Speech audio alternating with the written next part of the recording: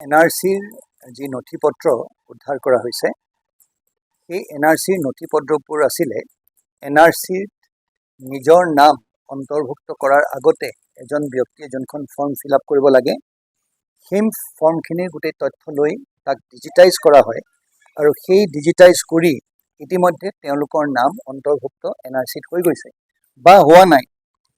এই যোনখিনি ফৰ্ম আছিলে সেই ফৰ্মখিনি আমি NRCৰ এটা কেন্দ্ৰ, সেই কেন্দ্ৰটোত আমি সদায় সংৰক্ষণ কৰি ৰাখিব লাগে।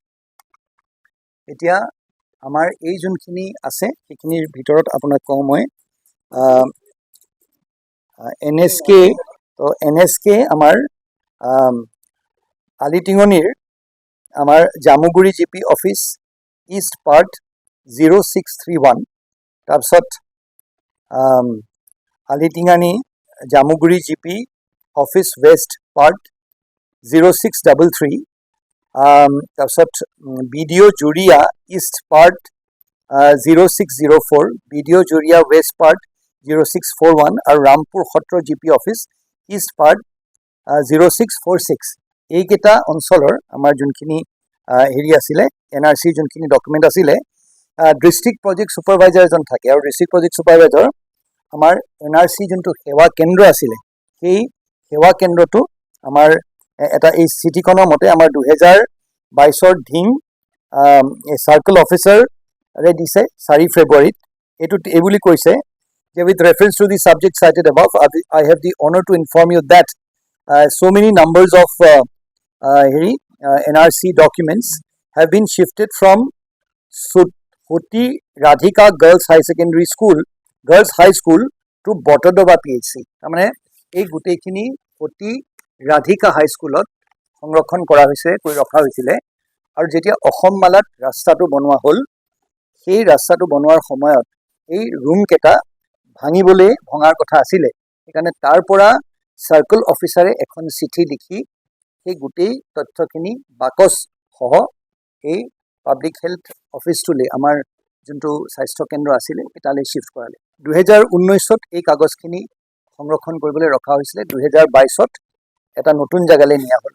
2022ৰ পৰা আজি 2025 হ'ল, তাৰ মাজতে সেই হস্পিটেলটো হেৰি অৱস্থাত নাছিলে, যদিও সংৰক্ষণ কৰা হৈছিলে হস্পিটেলটো ইউজ হৈ থকা নাছিলে।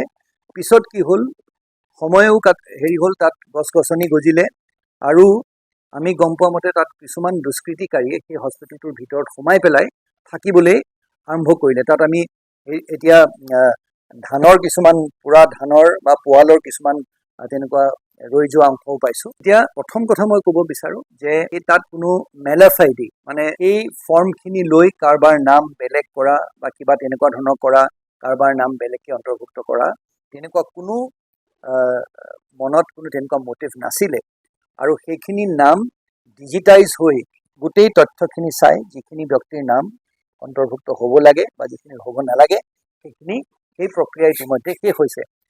এই কাগজখিনি সংৰক্ষণ কৰি ৰাখিবলগীয়া দায়িত্ব আছিলে, হয়, কিন্তু এই কাগজখিনি সংৰক্ষণ কৰি ৰখাৰ বাদে কিন্তু তাৰ চৰকাৰী দিশটোত তাৰ আৰু বেলেগ এতিয়া আৰু কোনো কাম নাই।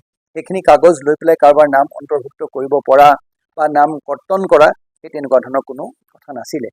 এটা কথা মই মানিছোঁ, হয়, যে সেই কাগজখিনি পাব্লিক হেল্থ চেণ্টাৰটো, সেই স্বাস্থ্য কেন্দ্ৰটোত য'ত ৰখা হৈছিলে সেইখিনি আমি আৰু বেছিকৈ সংৰক্ষণ কৰি ৰাখিব লাগিছিলে। কোনোবা মানুহ তাৰ ভিতৰত সোমাই আহিলে সেইটো হ'ব নালাগিছিলে, তাৰ বাবে আমি দুখিত। কিন্তু এইষাৰ কথাও লগতে আমি ক'ব বিচাৰিম যে ইয়াত কোনো তেনেকুৱা ধৰণৰ ইণ্টেনশ্যন বা মেলাফাইডি নাছিলে যাতে এইটো লৈ পেলাই তাত কিবা দুষ্কৃতিকাৰীয়ে বা কোনোবাই কিবা বেয়া কাম কৰিব। এটা কথা, এই বস্তুখিনি পাই এজন কাবাডীৱালাই এই কাগজ চানাচুৰ বিক্ৰী কৰা কাগজ যিজন মানুহে কিনে বা বিক্ৰী কৰে, কোনোবা এজন দুষ্কৃতিকাৰীয়ে সেই দেখিলে যে সেই ঘৰটো বন্ধ, সেই বন্ধ ঘৰটোৰ ভিতৰত তেওঁ সোমাই পেলাই তেওঁ সেই বস্তুখিনি উলিয়াই অলপ অলপকৈ এই কাবাডীৱালাবিলাকক তেওঁ বিক্ৰী কৰিছিলে। এই কাবাডীৱালা যোনজন আছে, যোনজনে এই কাগজ পত্ৰ সেই তেনেধৰণে কিনি বিক্ৰী কৰে, তেওঁক আটক কৰা হৈছে।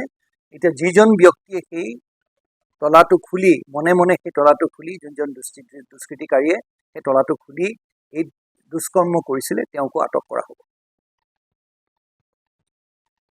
যিকোনো খবৰৰ বাবে যোগাযোগ কৰক 7099017330 লগতে 7099017110 নম্বৰত।